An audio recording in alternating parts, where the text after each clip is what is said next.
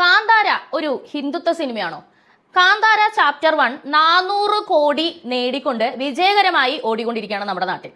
അപ്പോൾ നമ്മൾ കണ്ടുവരുന്ന പലതരം കുരുക്കളിൽ ഒന്നാണ് ഞാൻ പറഞ്ഞത്, കാന്താര ഹിന്ദുത്വ ഒളിച്ചു കടത്തുന്ന ഒരു സിനിമയാണെന്ന്. എന്നാൽ യഥാർത്ഥത്തിൽ അങ്ങനെയാണോ? കഴിഞ്ഞ ദിവസം ഞാൻ ഈ സിനിമ കണ്ടിരുന്നു. അപ്പോൾ എനിക്ക് പറയാനുള്ളത്, കാന്താരയിലൂടെ നമ്മൾ മനസ്സിലാക്കേണ്ട ഇന്നിന്റെ കുറെ രാഷ്ട്രീയ അന്തരീക്ഷങ്ങളെ പറ്റിയാണ്. തീർച്ചയായും ഇവിടെ ജീവിക്കുന്ന ഓരോ പൗരനെന്ന നിലയിൽ ഇത് കണ്ട് നമ്മൾ മനസ്സിലാക്കേണ്ടത് നാളത്തെ നമ്മുടെ ഭാവിയുടെ കാര്യമാണ്. അപ്പോൾ നമുക്ക് കാന്താര ചാപ്റ്റർ 1ന്റെ കറക്റ്റ് ആയിട്ടുള്ള അവലോകനത്തിലേക്ക് വരാം.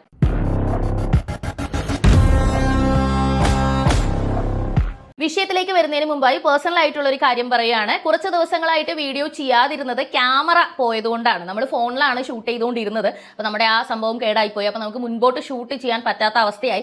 അപ്പോൾ ഞാൻ പോസ്റ്റ് ഇട്ടിട്ട് കുറച്ച് പേരോട് സഹായിക്കണം എന്നൊക്കെ പറഞ്ഞിട്ട് അഭ്യർത്ഥനകളൊക്കെ തന്നിരുന്നു. 1-2 പേര് നമ്മളെ നല്ല രീതിയിൽ സഹായിക്കുകയും ബാക്കി ആളുകളെല്ലാം പറ്റുന്ന രീതിയിൽ സഹായിക്കുകയൊക്കെ ചെയ്തു. അങ്ങനെ നമുക്ക് ഒരു ക്യാമറ വാങ്ങാൻ വേണ്ടി സാധിച്ചു, അതുപോലെ മൈക്ക് വാങ്ങാൻ സാധിച്ചു. നമ്മുടെ മുന്നോട്ടുള്ള ഈ പറയുന്ന ജോലി തടസ്സപ്പെടാതെ ഇപ്പോൾ ഈ വീഡിയോ ചെയ്യുന്ന അളവിൽ എനിക്ക് ഇരിക്കാൻ വേണ്ടി സാധിച്ചു. അതിന് ഞാൻ ഹൃദയംഗമമായിട്ടുള്ള നന്ദി നിങ്ങളോട് എല്ലാവരോടും അറിയിക്കുകയാണ്. ബുദ്ധിമുട്ടിലാണെങ്കിൽ പോലും പറ്റുന്ന രീതിയിൽ എന്നെ പിന്തുണച്ചതിന് എനിക്ക് എങ്ങനെയാണ് സത്യത്തിൽ നന്ദി പറയേണ്ടതെന്ന് അറിയില്ല.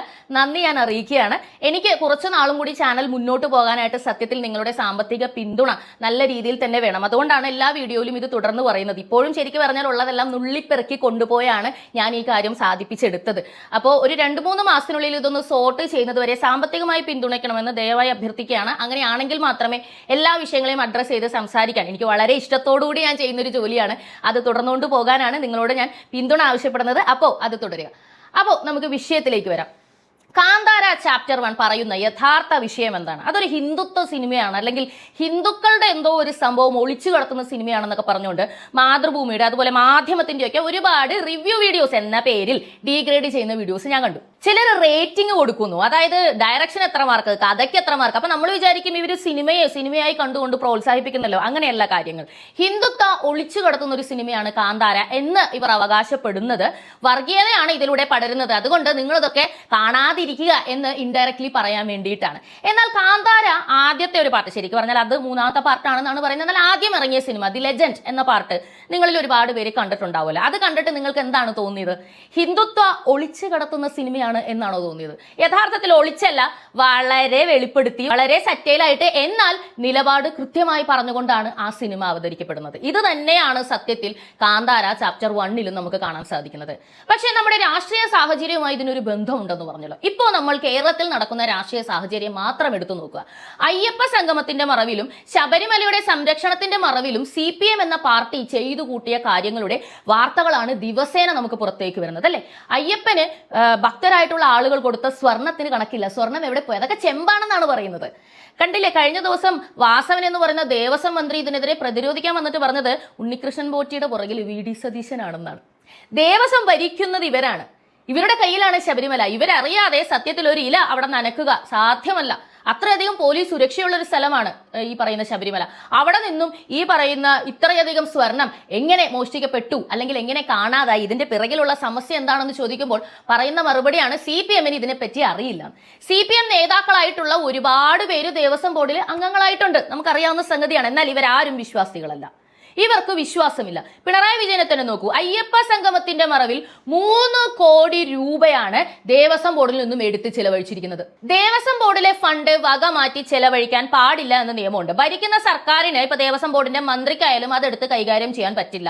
ദേവസ്വം ബോർഡ് ചെയർമാനിനാണ് ആ ഫണ്ട് എടുത്ത് കൈകാര്യം ചെയ്യാൻ പറ്റുക. അതും ആ ക്ഷേത്രത്തിന്റെ പുനരുദ്ധാരണത്തിനോ അല്ലെങ്കിൽ എന്തെങ്കിലും ബിൽഡിങ്ങോ അതുപോലുള്ള കാര്യങ്ങൾക്ക് മാത്രമേ അത് ഉപയോഗിക്കാൻ പാടുള്ളൂ എന്ന നിയമത്തെ ദുരുപയോഗം ചെയ്തുകൊണ്ട് അയ്യപ്പ സംഗമം ക്ഷേത്രത്തിന്റെ എന്തോ വലിയ സംഭവത്തിന് വേണ്ടി നമ്മൾ കൊണ്ടുവരുന്നതാണ്. എന്തിന്? ചർച്ച ചെയ്യാൻ, ഈ ശബരിമല എങ്ങനെ നമുക്ക് വികസിപ്പിക്കാം എന്നും പറഞ്ഞുകൊണ്ട് 3 കോടി രൂപ അയ്യപ്പ സംഗമത്തിനായി ദേവസ്വം ബോർഡിൽ നിന്ന്, അതായത് ഭക്തരുടെ പണത്തിൽ നിന്നും എടുത്തു ചെലവഴിച്ചിരിക്കുന്നു. അയ്യപ്പ സംഗമത്തിന് വന്നിരിക്കുന്ന വ്യക്തികൾ എല്ലാവരും തന്നെ താമസിച്ചിരിക്കുന്നത് കുമരകത്തുള്ള റിസോർട്ടുകളിലാണ്. പമ്പയിൽ വെച്ച് നടന്ന അയ്യപ്പ സംഗമത്തിന് കുമരകത്തിൽ എന്തിനു താമസിക്കണം?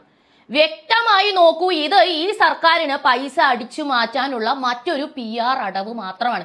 ഒരേ സമയം വിശ്വാസികളോടൊപ്പമാണെന്ന് കാണിക്കണം, ഒരേ സമയം ഹിന്ദുക്കളുടെ വോട്ട് നേടണം, ഒരേ സമയം കക്കണം, ഒരേ സമയം പിടിച്ചു നിൽക്കണം. ഇത്രയും കാര്യങ്ങൾക്ക് വേണ്ടിയിട്ടാണ് അവർ ആ സംഭവം നടത്തിയത്. കാന്താരയിലേക്ക് വരുമ്പോൾ അവിടെയും ഇതുപോലെ തന്നെയാണ്. ദൈവത്തിനെ കൂട്ടുപിടിക്കുന്ന കുറെ ആളുകൾ അധർമ്മത്തിന്റെ വഴിയെ പോകാൻ. വളരെ നെഞ്ചിൽ തൊടുന്ന ഒരു ചോദ്യമുണ്ട് അതിനകത്തെ രാജാവിനോട്. ഞാൻ ശരിക്കും പറഞ്ഞാൽ നിങ്ങളോട് അത്ര ഇതായിട്ട് പറയുന്നില്ല, കാരണം നിങ്ങൾ എല്ലാവരും തിയേറ്ററിൽ പോയി കാണേണ്ട സിനിമയാണ്. രാജാവിനോട് ചോദിക്കുന്നൊരു ചോദ്യമുണ്ട്, അധർമ്മത്തിന്റെ വഴിയെ പോകാൻ നിനക്ക് ദൈവം വേണം അല്ലേടാ എന്ന്. എത്ര അർത്ഥമുള്ള ഒരു ചോദ്യമാണെന്ന് നിങ്ങൾ നോക്കുക.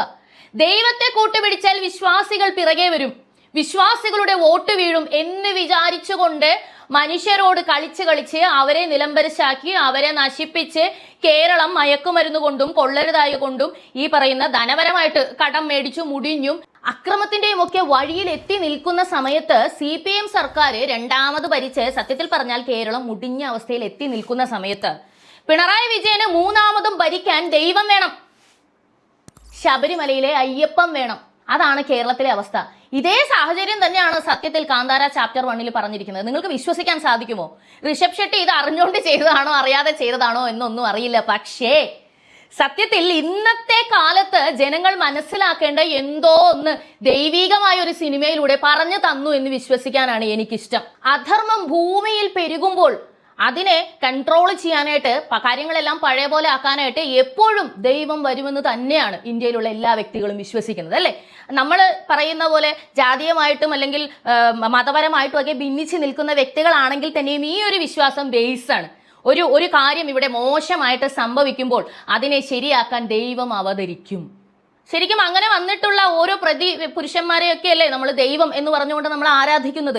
അതേപോലെ ഒരു സംഗതി തന്നെയാണ് സത്യത്തിൽ ഈ സിനിമയിലൂടെ നമുക്ക് പറഞ്ഞു തരുന്നത് എന്ന് പറയാനാണ് എനിക്കിഷ്ടം. അവിടെ ശരിക്കും പറഞ്ഞാൽ ദൈവികമായിട്ടൊരു സംഗതിയെ സ്വാർത്ഥ ലാഭത്തിന് വേണ്ടി ഉപയോഗിക്കാനായിട്ട് മറ്റു വ്യക്തികൾ അവരെ ഒരിക്കലും എന്താ പറയുക ഒരു പോസിറ്റീവ് സൈഡുള്ള വ്യക്തികളല്ല, ഡാർക്ക് സൈഡുള്ള വ്യക്തികളാണ്. അല്ലെങ്കിലും ദൈവത്തിനെ കൂട്ടുപിടിച്ചുകൊണ്ട് തോന്നിവാസം ചെയ്യാൻ നടക്കുന്നവർ എങ്ങനെയാണ് നല്ല വ്യക്തികളാവുന്നത്? അവർ ഡാർക്ക് സൈഡുള്ള വ്യക്തികൾ തന്നെയാണ്. ശരിക്കും പറഞ്ഞാൽ നമ്മൾ ആഭിചാരം എന്നൊക്കെ പറയുന്ന രീതിയിലുള്ള വ്യക്തികളാണെന്ന് വിചാരിച്ചോളുക. അങ്ങനെയുള്ള വ്യക്തികൾ ദൈവത്തെ കൂട്ടുപിടിച്ച് ഒരു എന്താ പറയുക ദൈവത്തിന്റെ ആ ഒരു നല്ല കാര്യങ്ങളൊക്കെ വേണം താനും, പക്ഷെ ദൈവം നിലനിൽക്കാനും പാടില്ല.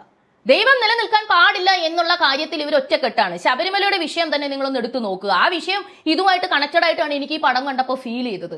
നിങ്ങളൊന്ന് ആലോചിച്ച് നോക്കുക, ഈ വ്യക്തി മുഖ്യമന്ത്രിയായി വന്നതിന് ശേഷം ശബരിമലയിലാണ് എല്ലാ കളികളും. ശബരിമലയിൽ യുവതികളെ കയറ്റാൻ വേണ്ടി ഇദ്ദേഹം കളിച്ച കളികൾ നമ്മൾ കണ്ടതാണ്.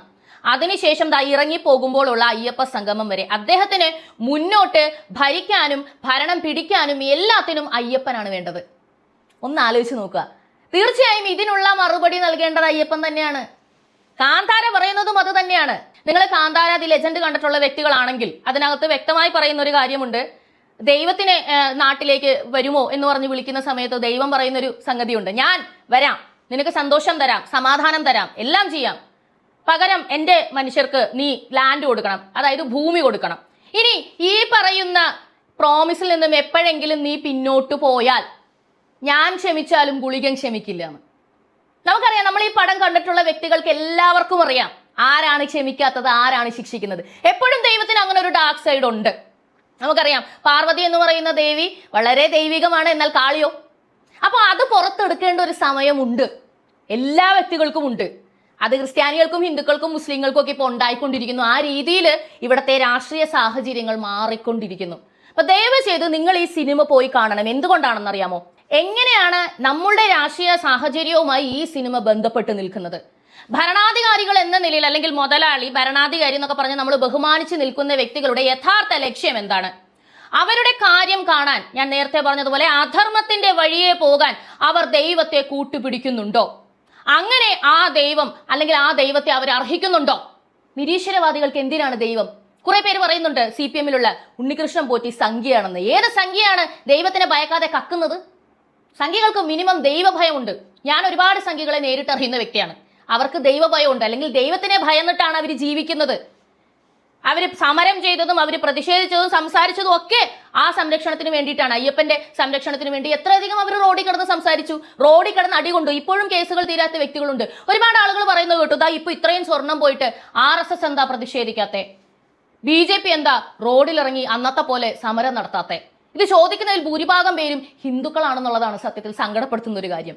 BJP ആണോ RSS ആണോ ചോദിക്കേണ്ടത്? ഓരോ ഭക്തനുമല്ലേ ചോദിക്കേണ്ടത്? അവര് ചോദിക്കും, ഇവര് ചോദിക്കും എന്ന് പറഞ്ഞ് എത്ര നാള് മിണ്ടാതിരിക്കും? ചോദിച്ചവർക്കൊക്കെ എന്താ കിട്ടിയത്? റോഡിൽ കിടന്ന് അടി കൊണ്ടു, കേസ് തലയിൽ വന്നു, അല്ലാതെ എന്താ കിട്ടിയത്? അങ്ങനെ ആളുകളെല്ലാം ഒതുക്കാൻ നോക്കിക്കൊണ്ട് ദൈവത്തെ സ്വന്തമാക്കി നിരീശ്വരവാദികൾ ഇന്ന് കേരളത്തെ എങ്ങോട്ടേക്കാണ് കൊണ്ടുപോകുന്നത്? ഈ സിനിമ കണ്ടാൽ നിങ്ങൾക്ക് അതുമായിട്ട് കണക്റ്റഡ് ആവും. അപ്പോൾ ഒരിക്കലും അധർമ്മത്തിന്റെ വഴിയെ പോകാൻ ധർമ്മത്തെ കൂട്ടുപിടിക്കുന്നവനെ നമ്മൾ പച്ചക്കൊടി കാണിച്ച് മുന്നിലേക്ക് കൊണ്ടുപോകരുത്. കാരണം ഈ പ്രപഞ്ചത്തിന് ഒരു സത്യമുണ്ട്, ഇവിടെ എന്തും ബാലൻസിലേ പോകുള്ളൂ. ഒരു ദുഷ്ടൻ അധിക കാലത്തേക്ക് ഇവിടെ വളർന്ന ചരിത്രമില്ല. ചരിത്രപരമായിട്ടുള്ളത് നിങ്ങൾ എടുത്തു നോക്കിക്കോ. ഏറ്റവും വലിയ ദുഷ്ടൻ എന്ന് ലോകം അടയാളപ്പെടുത്തിയിരിക്കുന്ന ഹിറ്റ്ലറിന്റെ അന്ത്യം എന്തായിരുന്നു? എത്ര നാളാണ് അയാൾ ഈ പറയുന്ന ലോകം കീഴടക്കി ഭരിക്കുമെന്ന് പറഞ്ഞിട്ട് ഭരിച്ചത്? അപ്പൊ ഇതൊക്കെ ഇത്രയേ ഉള്ളൂ. എല്ലാ മനുഷ്യനെ സംബന്ധിച്ചും ഒരു പരിധിക്ക് അപ്പുറത്തേക്ക് അഹങ്കരിക്കാനോ ധാർഷ്ട്യം കാണിക്കാനോ തന്നിഷ്ടത്തിന് പ്രയോഗിക്കാനോ ഈ ഭൂമിയിൽ സാധ്യമല്ല. അത് സാധ്യമാക്കാതെ ധർമ്മവും അധർമ്മവും ബാലൻസ് ചെയ്ത് കൊണ്ടുപോകുന്ന ഒരു ശക്തി ഉണ്ടെങ്കിൽ ആ ശക്തിയാണ് നമ്മൾ ദൈവം എന്ന് അടയാളപ്പെടുത്തുന്നത്. ആ ശക്തി ഈ ഭൂമിയിൽ ഉണ്ട്. അതുകൊണ്ട് തന്നെ ഇപ്പൊ അയ്യപ്പനെ തൊട്ടവരും അയ്യപ്പന്റെ സ്വർണം തൊട്ടവരും അയ്യപ്പനെ എടുത്ത് ബിസിനസ് ആക്കാൻ ശ്രമിക്കുന്നവരും ഇതുവരെ അനുഭവിച്ചതല്ല, അതിനും മേളിലേക്ക് അനുഭവിക്കും എന്ന് തന്നെയാണ് പറയാനുള്ളത്. നിങ്ങൾക്ക് എന്താണ് തോന്നുന്നത്? അപ്പൊ ഹിന്ദുത്വം ഒളിച്ചല്ല, നല്ല രീതിയിൽ വിസിബിൾ ആക്കി കാണിക്കുന്ന ഒരു സിനിമയാണ് കാന്താര ചാപ്റ്റർ 1. ദയവ് ചെയ്ത് നിങ്ങൾ എല്ലാവരും ഈ സിനിമ പോയി കാണുക. മലയാളത്തിൽ അവൈലബിൾ ആണ്, തമിഴിൽ അവൈലബിൾ ആണ്, അതുപോലെ തെലുങ്ക്, കന്നഡ എല്ലാ ഭാഷയിലും ഉണ്ട്. നിങ്ങൾ പോയി കാണുക, മനസ്സിലാക്കുക. നിങ്ങൾ നിങ്ങളുടെ ശക്തി തിരിച്ചറിയുക. നിങ്ങളോടൊപ്പം ഉള്ളത് ദൈവമാണെങ്കിൽ ആ ദൈവത്തിൽ വിശ്വസിക്കുക, മുന്നോട്ട് പോവുക. വിവേചന ബുദ്ധിയോടുകൂടി ആരെ പിന്തുണയ്ക്കണമോ അയാളെ മാത്രം പിന്തുണയ്ക്കുക. അല്ലെന്നുണ്ടെങ്കിലുണ്ടല്ലോ നമുക്ക് പകരം കൊടുക്കേണ്ടി വരുന്നത് മണ്ണോ പൊന്നോ ജീവനോ എന്തെന്ന് നമുക്ക് പറയാൻ സാധിക്കില്ല. അപ്പൊ തുടർന്ന് കാണുക പബ്ലിക് ഒപ്പീനിയൻ.